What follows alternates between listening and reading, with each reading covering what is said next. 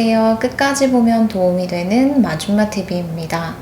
일반 국민을 대상으로 지급되는 정부 지원금인 5차 재난지원금의 구체적인 지급 날짜, 신청 방법, 사용처 등에 대한 소식들이 8월 발표를 앞두고 있습니다. 이렇게 다양한 정부 지원금 지급 소식들이 전해지는 시기에는 함께 기승을 부리는 것이 정부 정책자금 관련 사기 문자, 전화로 인해 금전적 피해를 입지 않도록 꼭 조심하셔야 한다고 지난 영상에서 안내드린 적이 있었습니다. 그런데 그건 못지않게 정말 눈 깜짝할 사이에 우리의 개인 금융 정보를 모두 탈취할 수 있는 또 다른 방법이 있습니다.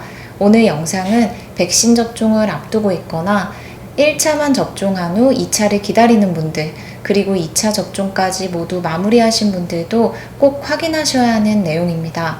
우리의 주민등록번호, 계좌번호, 계좌 비밀번호, 인증서 비밀번호 등 개인 금융정보가 단 몇 분 만에 모두 노출될 수 있으니 미리 꼭 해당 내용을 숙지하고 계시면 좋을 것 같습니다.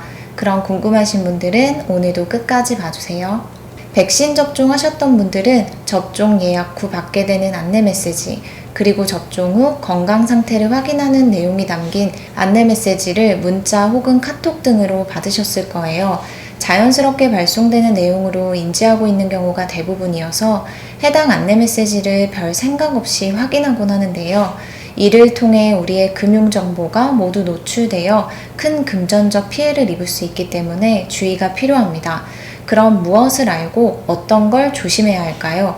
최근 가장 빈번한 스미싱 형태는 질병관리청을 사칭하는 사기로 다음과 같습니다. 백신 전자 예방접종 증명서 본인 확인, 발송 완료, 백신 예약 확인 요청, 백신 예약 인증 본인 확인 등 질병관리청을 사칭하여 발송되는 문자나 카톡 메시지입니다. 이처럼 질병관리청을 사칭하는 문자나 카톡에는 링크가 포함되어 있습니다.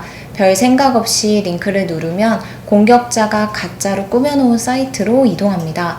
해당 페이지에서 이름, 휴대폰 번호, 주민등록번호 등 개인정보를 입력하면 질병관리청 예방접종 증명서 앱을 사칭한 악성 앱이 설치됩니다.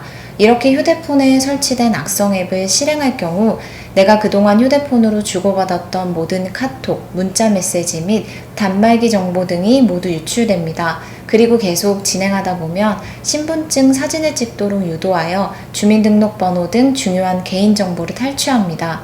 또한 계좌번호, 계좌 비밀번호, 인증서 비밀번호 등 금융정보 입력을 유도하여 눈 깜짝할 사이에 큰 금전적 피해를 발생시킵니다. 따라서 이러한 메시지를 받을 경우에는 절대로 링크를 클릭해서 내 개인정보를 입력하면 안 됩니다. 공격자가 가짜로 꾸며놓은 사이트이기 때문에 해당 페이지가 그럴듯하게 보일지라도 감염병 사태 이후 계속적으로 발생되고 있는 스미싱 유형이라는 점을 꼭 인지해야 합니다.